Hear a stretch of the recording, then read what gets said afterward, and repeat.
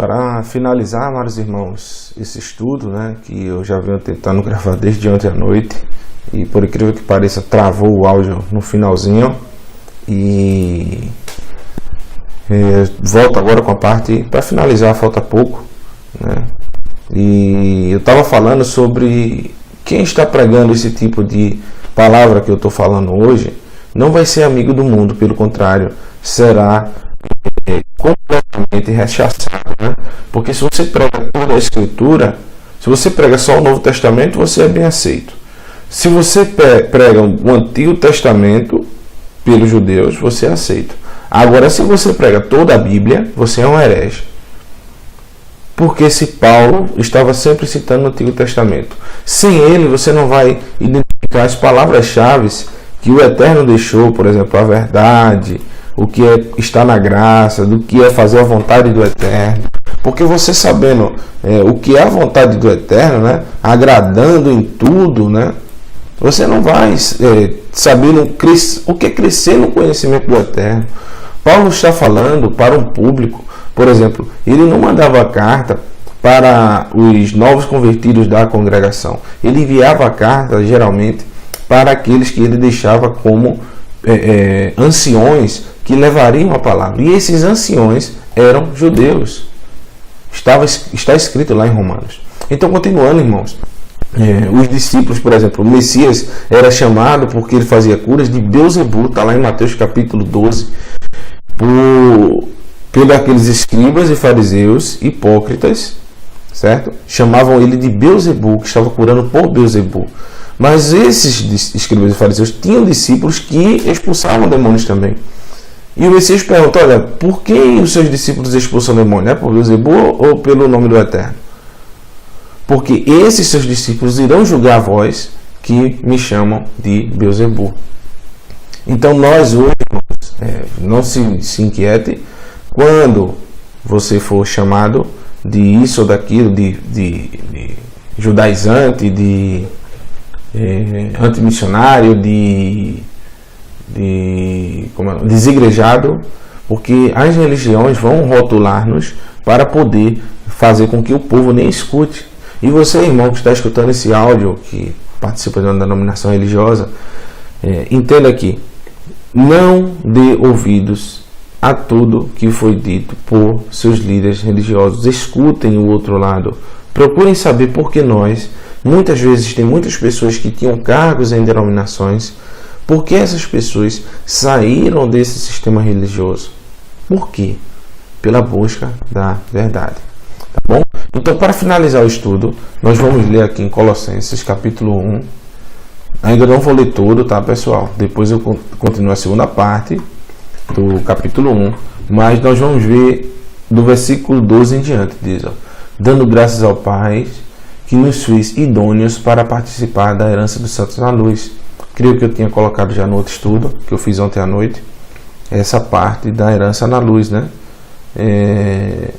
Para finalizar, temos o versículo 13 que diz: o qual nos tirou da potestade das trevas e nos transportou para o reino do Filho do seu amor, em quem nós temos a redenção pelo sangue, a saber, remissão dos pecados. Agora, amados, eu lanço um desafio. Você vai chegar no seu pastor, no seu líder religioso, no seu padre, no seu guia, no guru, e pergunte o que é pecado. Ele vai fazer um arrodeio enorme. Vai dizer algo subjetivo que para ele é pecado. Mas para mim não importa, não sei para vocês, o que para um homem é pecado.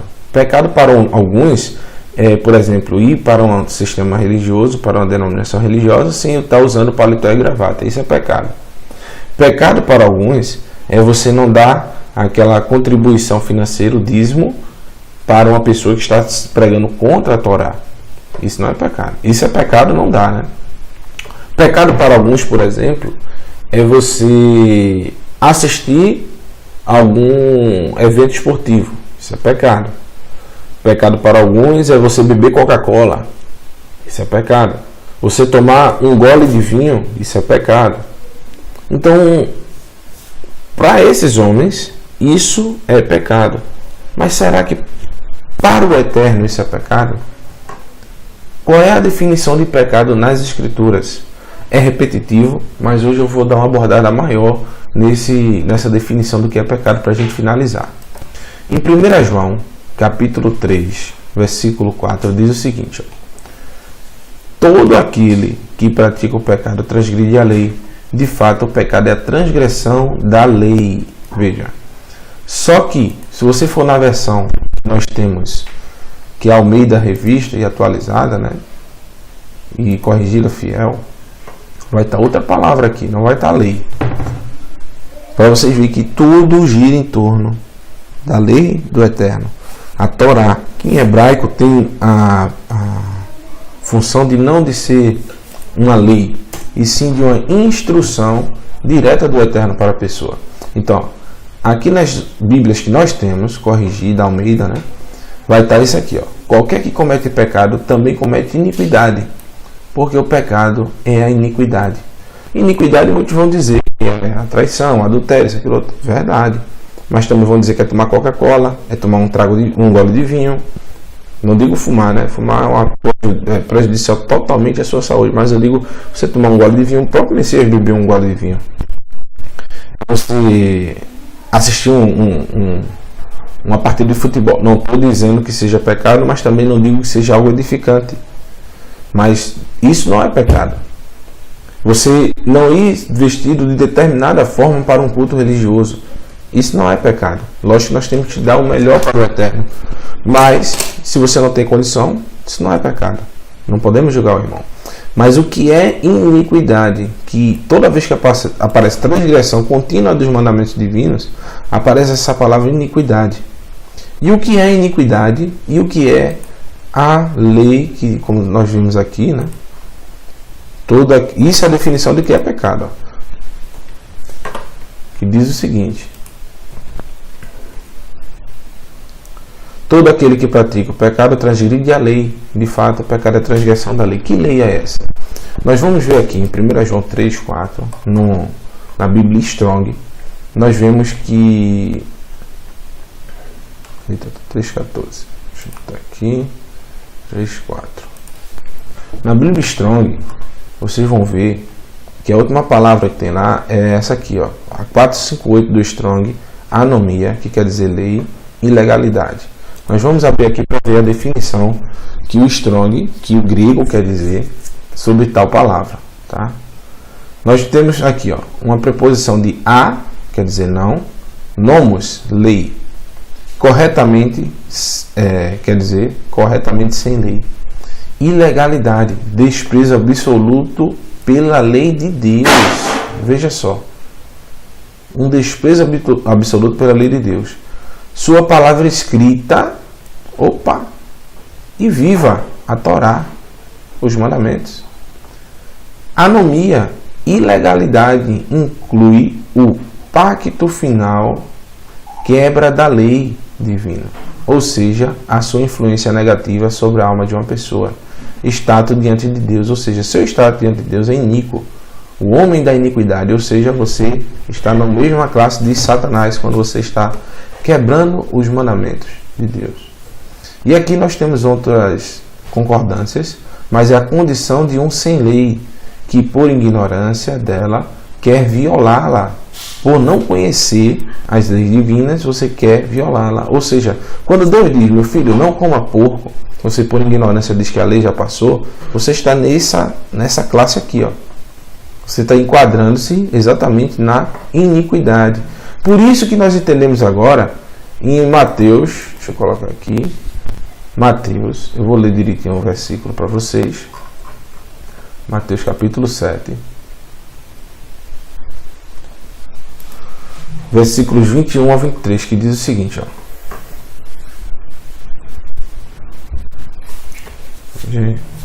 Tá uma nitidãozinha, mas vai melhorar.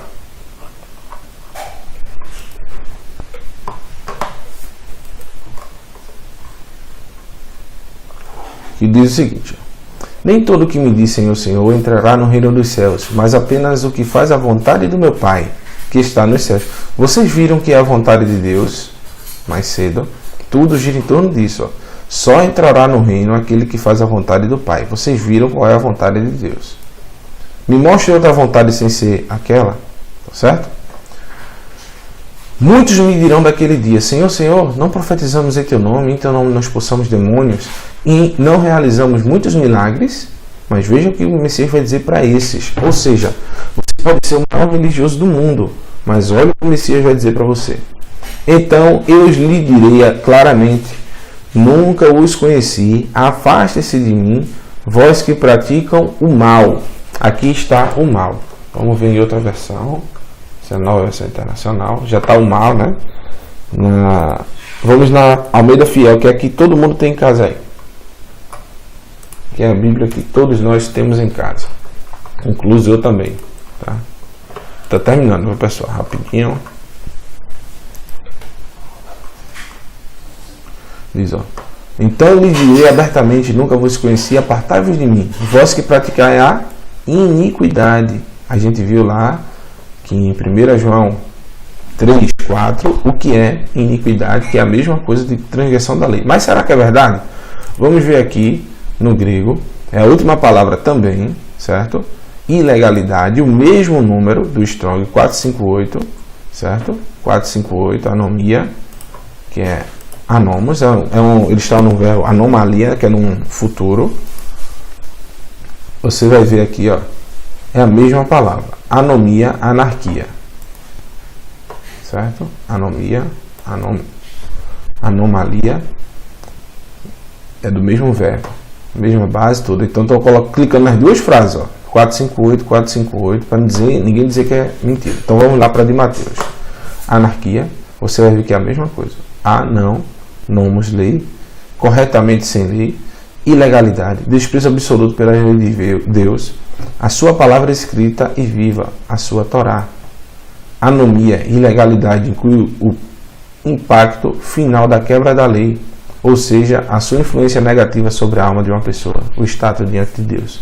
Ou seja, amados, quando você não fizer a vontade do Eterno, nós sabemos o que é a vontade, hoje nós vimos.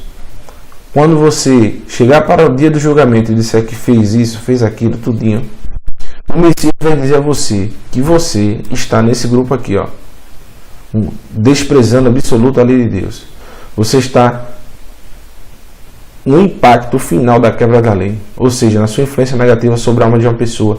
O seu status diante de Deus é de iníquo, tá certo? Você não está passando de um servo do inimigo.